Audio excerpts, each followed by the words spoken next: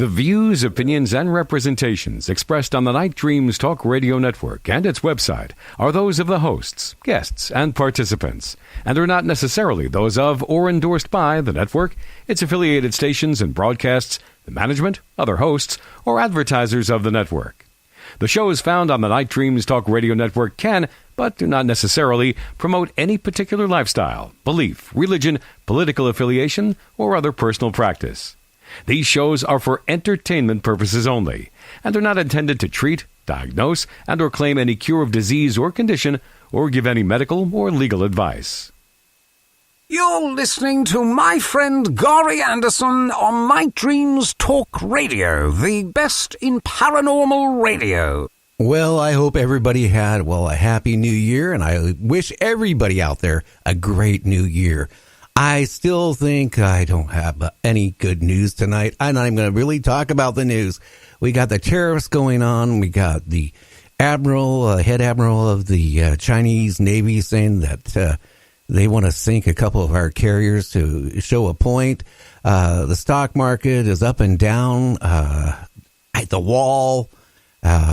Congress meeting here on Thursday. I have no idea what the Democrats coming in.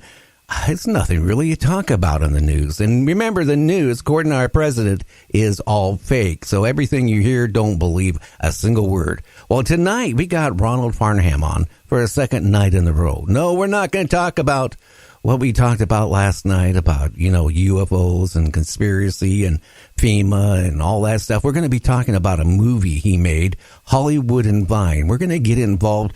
What all he went through to make that movie? From the start to the finish and all that, all the hard work and all the stuff he had to sacrifice to make that movie. And we'll be talking to Ronald right after this.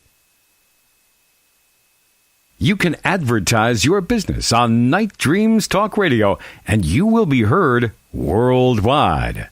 Why not contact us at nightdreamstalkradio@gmail.com. And also you can check our web out at www.nightdreamstalkradio.com. You can check out our gallery. Scroll halfway down. You can listen to over 319 hours of previous shows. And when we go live, that website goes live too. You can also catch us live on Speaker Radio and replays like on iTunes, iHeartRadio, TuneIn, and even YouTube and all these other places. I mean, we're on about 60, 70 different apps worldwide. Well, Ronald, how was your New Year's? Oh, my New Year's has been awesome. Okay, you're breaking up a little bit. You need to be where you were standing or sitting last night, my friend. All right, I'm walking there right now.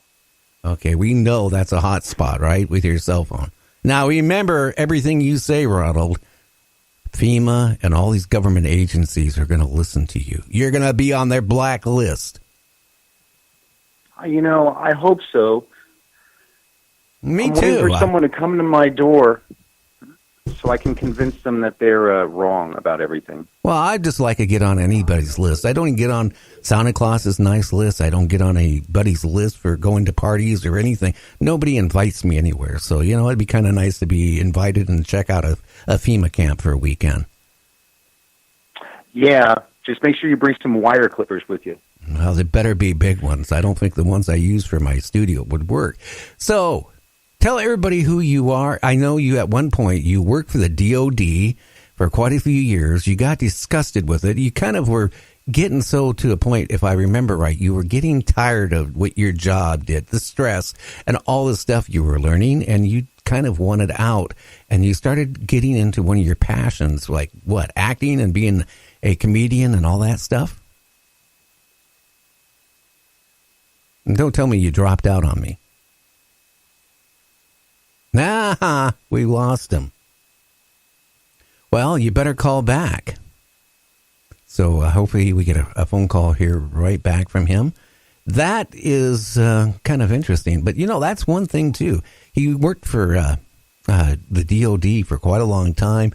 And, it got to a point where he just didn't want to do it anymore. And that's when, he had another passion, which was acting. So hopefully we get him back. I hope he didn't lose his phone or anything, his cell phone. Well, let's see. Okay. Well, let's see. Are you there? Oh, I don't know. We lost him totally. Let's see. I think it's... Okay. That magic spot was a real magic spot. You went blank. I know. I'm back in it now. How's this? Is this better? I went back to it. I think you know what I think from last night's interview? I think that we're being, maybe digitally attacked or something like that. But how's this? Is this better? Oh, yeah. I thought maybe as your signal was bouncing up on the ionic sphere and coming back on coast to coast. Yeah, probably. They're intercepting it, right? Your show is blowing up. I'm really proud of what you've been doing with everything.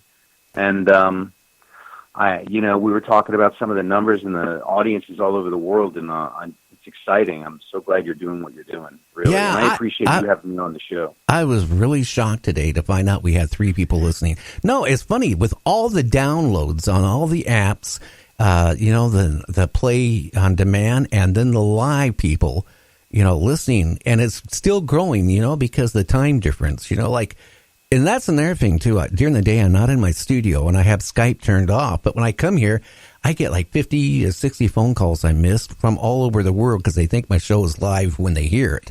But we broke around, you ready for this, people? Around 300,000 last night, talking about FEMA, talking about, all the, different things that's going on with our government, conspiracies and stuff. We had 300,000 live listeners, downloads, and play on demand. Isn't that crazy? Man, that is awesome. That is awesome. And you built up this audience, over the last, how long, year? Well, it's been since September of 17, but the first month and a half I did a show, I was an idiot, like I've told this so many times, but a friend of mine told me, hey, you can't ride your motorcycle year round, and you got some health issues where you can hardly ride your bike right now. That's a motorcycle, guys, not a bicycle.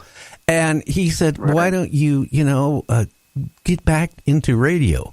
And I said, I don't want to do commercial radio. I've done it too many years, since 1976. I just don't want to do it anymore. And he goes, no, internet radio.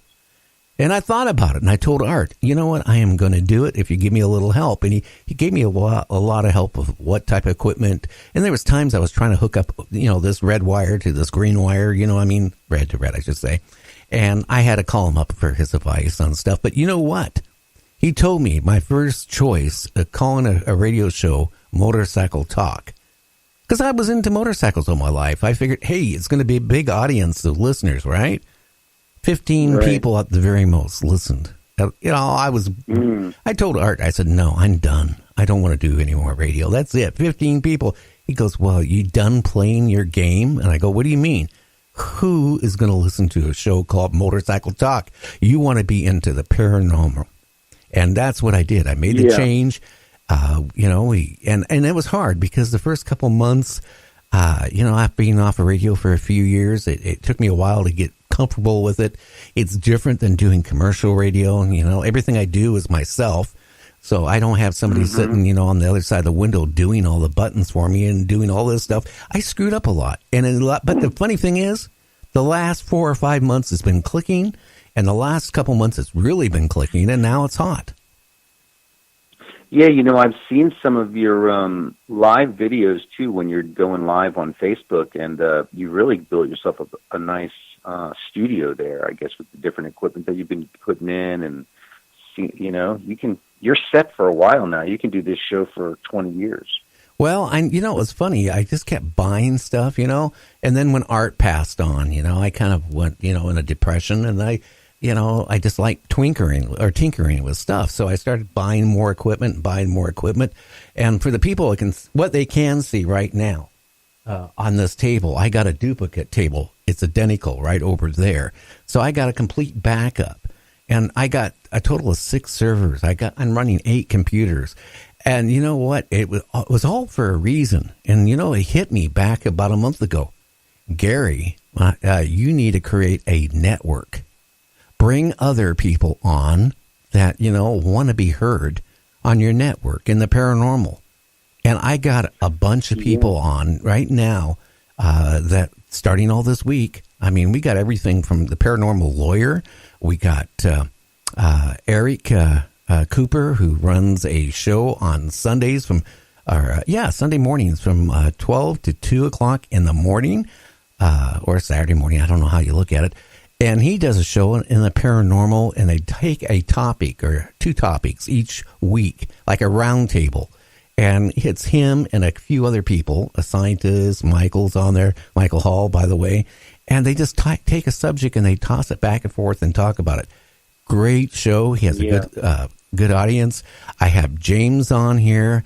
I have a new person, Richard Spasoff, which is a stand-up comedian. He actually used to work for in Las Vegas. You know, the mob, when it was around, the bosses would have him take their wives out dancing, you know, when they're out doing their job, you know. And I was always wondering if it was when they were taking somebody out to the desert, you know, showing them the desert scenery. I remember when you said that last night about that. I think we were talking about that. You said that comedian from Vegas who used to take out the boss's wives and take care of them. And it kind of reminded me of that scene in Pulp Fiction when John Travolta and Samuel Jackson are about to go into that apartment to get their briefcase back, and John Travolta is telling Samuel Jackson how he's, you know, Marcellus asked him to take care of his wife while he's gone. And Samuel Jackson puts the gun to his head and he goes, "You mean take care of her? Take care of her?" And he's like, "No, take her out, dance with her, teach, you know, have a good time." Oh yeah, that's kind of what I thought of when you said that. While they're out